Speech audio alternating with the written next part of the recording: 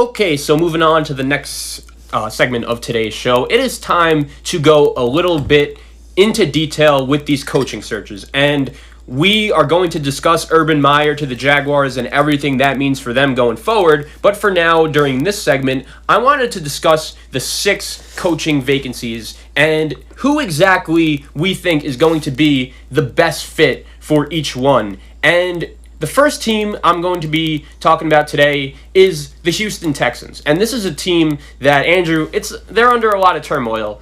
When you look at this Houston Texans squad, they have Deshaun Watson, a franchise quarterback, which is something that not a lot of other teams in the NFL have these days. But at the same time, they have done a very poor job of building around him. Apparently, when they hired their new GM from New England, Deshaun Watson had no idea that was who they were going to be hiring. And I'm not saying that they should have hired whoever he wanted them to, but at the same time, the fact that they hired a search firm who gave them 2 final candidate recommendations and they didn't take either one, that's a weird thing to do. Mm-hmm. And you look at the history of this Texans team, everything that went down with Bill O'Brien, I think they need a guy that's going to come in and have a good relationship with Deshaun Watson and really settle everything down in Houston. And that's why my ideal fit for the Houston Texans is the offensive coordinator of the Kansas City Chiefs, Eric Bieniemy.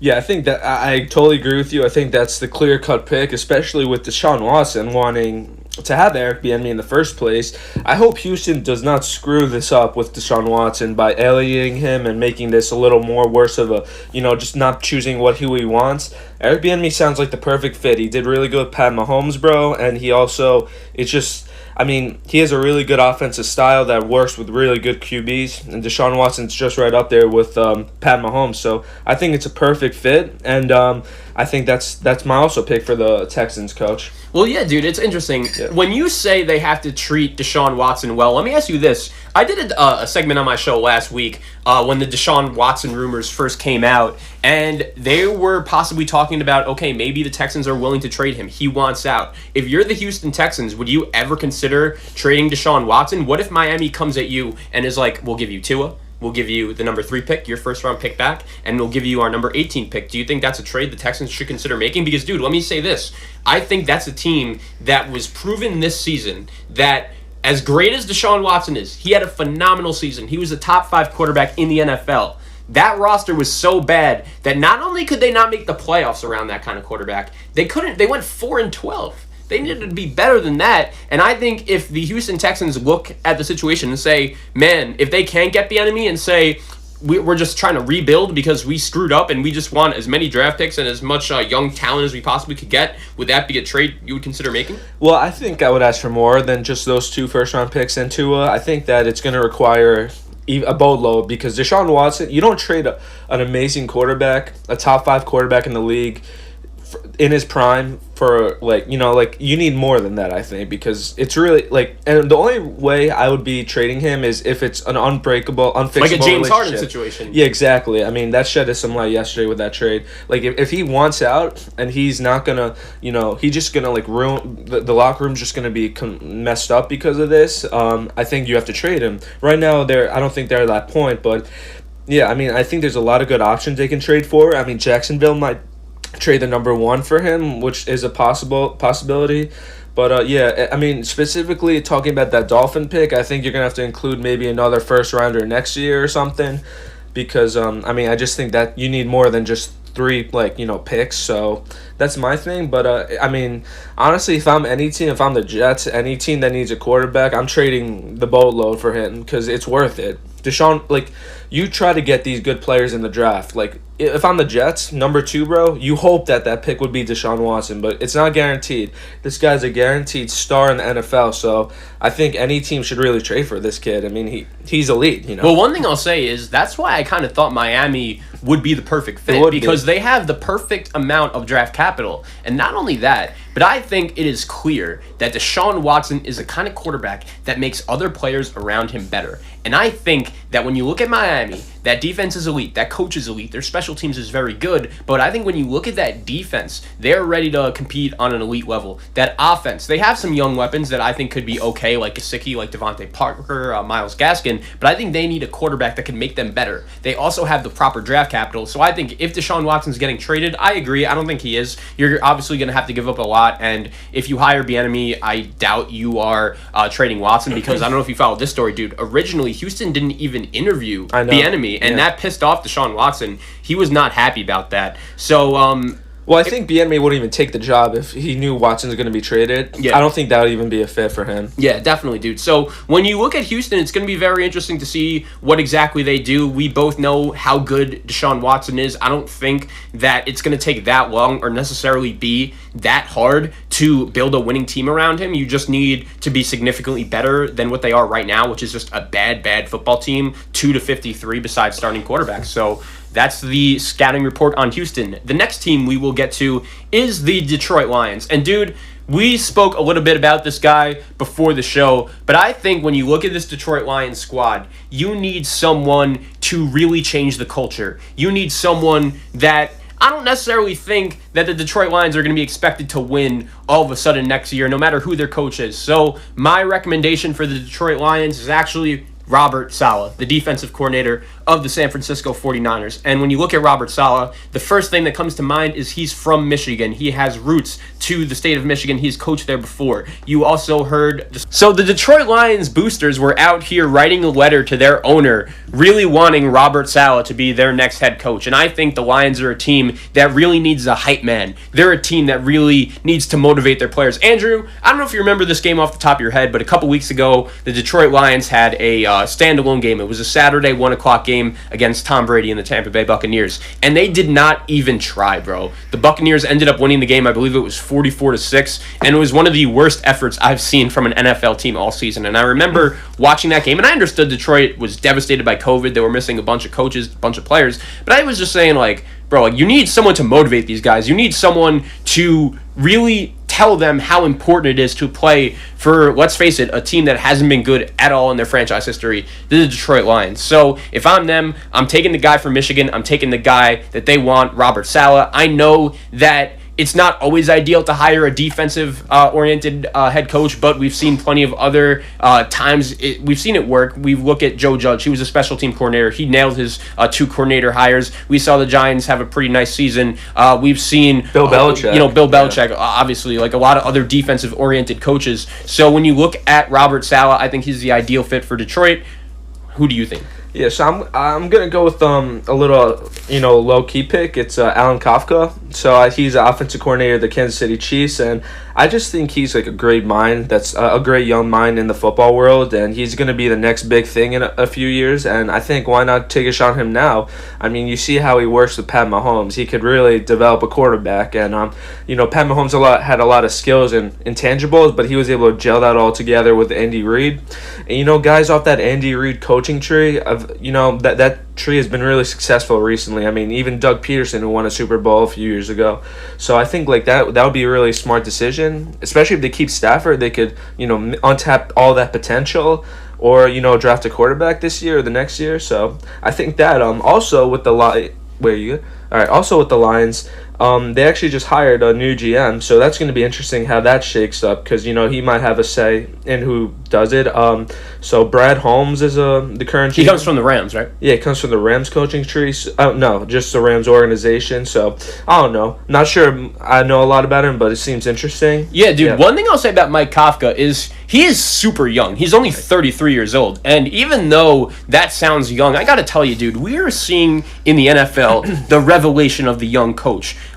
When you look at Kafka, he's a guy that comes from Northwestern. We know how smart you have to be to go through that school, and we've seen Matt LaFleur, another Northwestern guy, come into the NFL and really succeed. I like that a lot. I don't know if I would say the Lions are the best fit for him, just because, like, he has to be a leader of men, and I don't necessarily know if in that organization he's going to be ready for that. But I like it, dude. I like it. I think he's a very smart offensive mind. We'll see if he ends up getting a job, but I definitely think he is a sleeper candidate, to say the least. Yeah, and it's really weird because you got a lot of Pack guys from the organization. When Matt Patricia became coach, you got a few players, and it's just odd seeing them not play with fuel while like you have these guys from a good organization like the Patriots. Let me tell you this, man. I think that obviously in certain situations it's different. We look at a Joe Judge, we look at a Brian Flores, and they're doing great jobs as Belichick disciples. But at the same time, dude, I will say this, that when you look at this Detroit Lions squad, they follow that mold. They brought in Matt Patricia, they brought in Bob Quinn, two guys from the Patriot organization,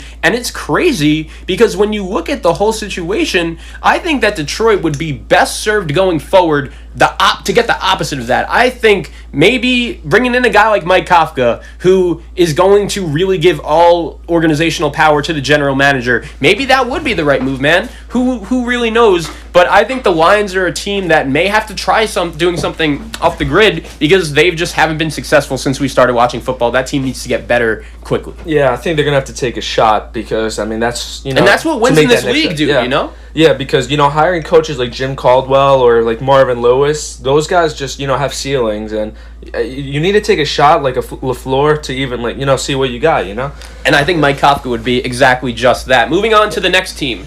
The Atlanta Falcons, and this is an Atlanta Falcons squad that I want to make myself clear on this. No offense to Raheem Morris, he did a fine job as a interim coach after they fired Dan Quinn, but could we get Matt Ryan, an offensive-oriented head coach? He's already had to deal with Mike Smith, a defensive coach. He's already had to deal with Dan Quinn, a defensive coach. Raheem Morris, a defensive coach. I think Atlanta really needs to prioritize bringing in someone from the offensive side of the ball, and I do think Arthur Smith is the most ideal fit for this Atlanta Falcons opening. He has spent a lot of time with the Titans staff and has proved to be a terrific asset for not only Derrick Henry, but Ryan Tannehill. We've seen the improvements that Ryan Tannehill has made all season, and he replaced Matt LaFleur as the Titans offensive coordinator. A lot of people were skeptical about that hire when the Packers made it, but as you said, it's really worked out, and I think Arthur Smith knows how to develop quarterbacks. I think Atlanta has Matt Ryan for the next 2 or 3 years. It's going to be very hard to trade his contract. And if you're the Atlanta Falcons, yes, you're going to want your defense to improve, but do that in the draft.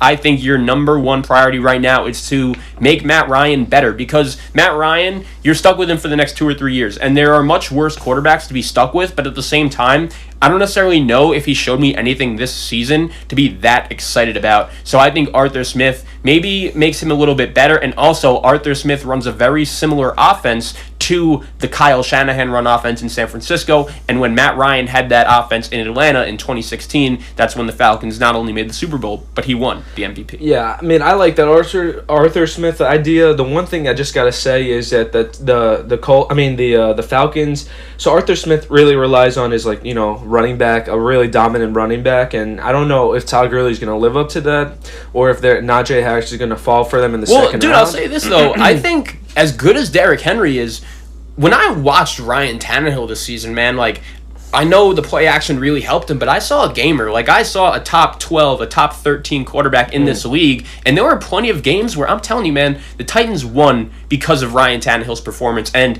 the improvement he has made going from a coach in Adam Gase, who we know is not very good, to Arthur Smith's offense, and he has taken off since he's gone to Tennessee. If I was a Falcon fan, that would really excite me, or really if I was a fan of any team. We're going to talk about the Jets in a little bit. I think he would be a good hire for us as well. Yeah, I mean, I think he definitely has done a good job. I'm a little concerned because of the if you don't have a dominant running game, I want to see how that works, because when Tennessee fell down behind a lot and they had to throw the ball without any play action, that's when they really struggled. So that's one thing. That's just one thing for me. Even as a Jet fan, I personally would look elsewhere than Arthur Smith, but I mean, I think he's a good job. He's a good guy. If you have a good, I mean, the Falcons have a decent offensive line and a great quarterback in Matt Ryan. So I think they still have Julio and Ridley, man. They could, they have a really good tandem. Yeah, if they want to trade Julio and get a boatload of picks back, maybe they do it. But at the same time, you have Matt Ryan as your quarterback, who I don't think is done. I think he may have one more run in him. It wouldn't shock me. I just really think they gotta nail this coaching hire, because he needs an offensive coach to really help him out, man. I really do believe that. Yeah, and for my pick for the Falcons would be Joe Brady. I think that he's a really good.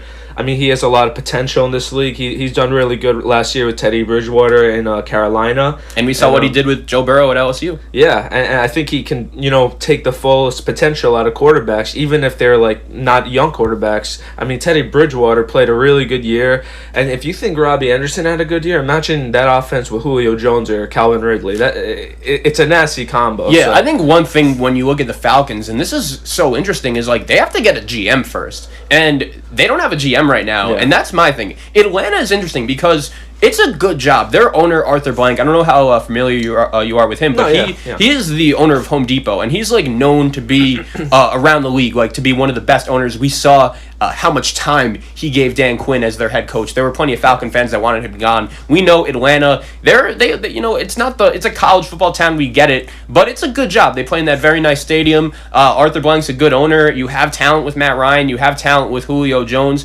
Drew Brees is probably going to be retiring at the end of the season. Tom Brady isn't going to be in Tampa long term, so maybe that division's wide open. I think this coaching hire is going to be so important. They need to hire a guy that's going to be there for the next 10 to 15 years, and I think Joe Brady could be that guy. Speaking of Joe Brady, I want to throw this at you. I think Joe Brady would be my perfect fit for the Philadelphia Eagles, and that's where we will be going next. And when I look at this Philadelphia Eagles team, dude, I'll say this. I think that it's reality right now that, as much as we hate to say it, Howie Roseman has a little bit too much control and maybe is in Jeffrey Lurie's ear a little bit too much, because the Eagles clearly, to me, chose Howie Roseman over Doug Peterson by not letting Howie Roseman go after they fired Peterson. I think Howie Roseman did deserve to go. I said this on this show last week, but as much as I hate to say it, we know that Howie Roseman has a lot of control in this organization right now. So you need a head coach that isn't really going to demand that. And unfortunately, I think that was another part of Doug Peterson's downfall. He probably looked at the situation and said, look,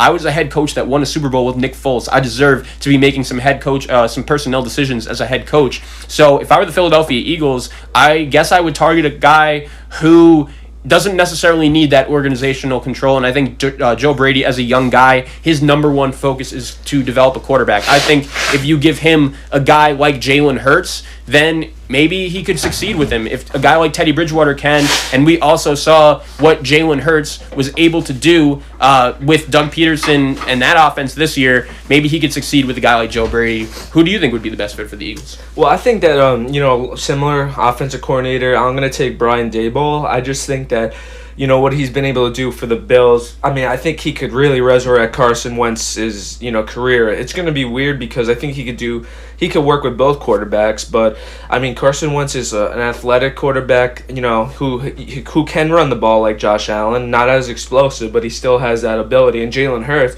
can run the ball. You've seen him run over teams and, cause issues in the, running game, QB scheme, so I think that's also a possibility.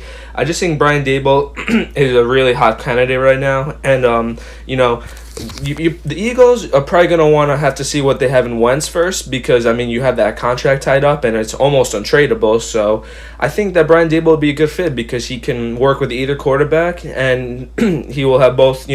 He'll have influence in who the starter is, but I think he's a really good guy. He can fix that QB issue, and if you can get a few more pieces around on the offensive line in the draft, maybe, because they got to rebuild there, I think that's going to be a possibility, and the Eagles can have a quick fix, really, because I'm just so if they could fix that quarterback situation, that defense has some studs on it. I mean, you got, Fletcher Cox in the middle and a few other guys like Graham on the side edge. Yeah. So, and Darius Slay. So, yeah. One thing I will say about that, dude, is why do you think, and we haven't necessarily gotten into the Chargers job yet, if you're Brian Daboll, why would you go to a place like Philadelphia opposed to a place like the Chargers or a place like the Texans where they already have a quarterback in Deshaun Watson? Because I look at the Eagles right now, and that franchise is on the verge of some turmoil, man. It is not trending in the right direction there, and I don't necessarily know what their future holds. Yeah, well, I don't think, I'm looking at it at the team's perspective, who I would hire if I was them, and so, that's a very good point you have. So, if I'm Brian Daboll, there's probably better options out there. So, yeah, but just looking, if I'm the Eagles, if I want to hire a coach, I think he would be a good guy. But, yeah, it's his decision as well. So, I don't think he would want to go to Philadelphia, but I think that would be a good fit for them if they could manage him. Yeah. One sleeper candidate I'll give to you, and the Eagles, I think this would be a good move for them. Is they have a coach by the name of Deuce Staley. He's the assistant head coach and the running back coach. And I do think that sometimes it's not the worst thing in the world to elevate someone from within. And Deuce Staley is a former Eagle running back. He's a very good motivator. The players all really like him. He's a very good communicator. And I think bringing in a guy like Deuce Staley could really create some continuity at head coach that the Eagles could have. And if it doesn't work out, it doesn't work out. You make another hire later. I think that's another very realistic option. Yeah, I think so too. And I mean, he's from the Eagle. He's like the running back coach and assistant. So I mean, he can carry some of the keep continuity with the offense because it's not too much of a jump from Peterson to him. And I mean, he's well respected around the organization. So I mean, that's something that's important as well. So yeah, I wouldn't be surprised if they hire within. Let's get to the Jets, dude, and I'm going to give you the floor. As a Jet fan, who do you want the next head coach of the New York Jets to be? Well, I wish that we didn't let him out of the room yesterday, but Robert Saleh is my top candidate right now. We got Brian Daboll as well, who I wouldn't mind, but Saleh is, like you talked about before, he's a great motivator. He can get the best out of everyone on that defense. And, he can bring someone from the coaching tree from the Niners, which is pretty key because they have a really good, the Kyle Shanahan offense is very solid. And, I think if we could bring that over to, what's the guy's name again? Saleh. I'm forgetting all these names, but yeah. So, Rob, he could bring one of those coordinators over, and I would love that hire. I think he could really, get the most out of players like C.J. Mosley. I think a 4-3 scheme would be really good for us because imagine you have Quinnen Williams and then we get an edge rusher and then, we draft a cornerback.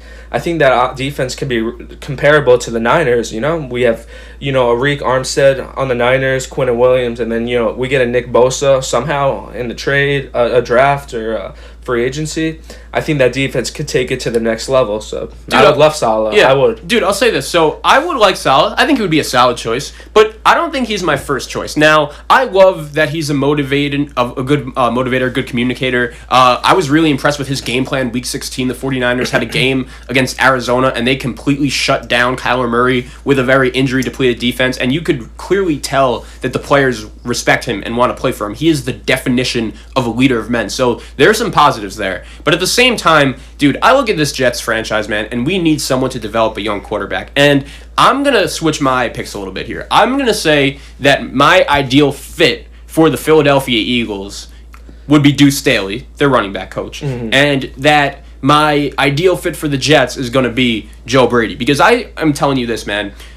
I trust Joe Douglas. I think that the Jets are fine giving him just full control and letting him go and bringing in a head coach that may not necessarily be as proven as a guy that wants some power, that wants some control over the personnel. I think we have to bring in a head coach that maybe needs to earn his stripes, but at the same time has a lot of potential. And I think Joe Brady could be exactly that guy. I think if I'm the Jets, that's the guy that I'm targeting. And look, Robert Saleh would be a fine hire. I think he's such a great motivator, and the Jets would really play hard for him. The other guy a lot of people are bringing up, unfortunately, we were talking about it before, is Doug Peterson. And I think when you look at Doug Peterson, I understand the recency bias, but at the same time, dude, you can't deny he deserves to get another job. He won a Super Bowl 3 years ago.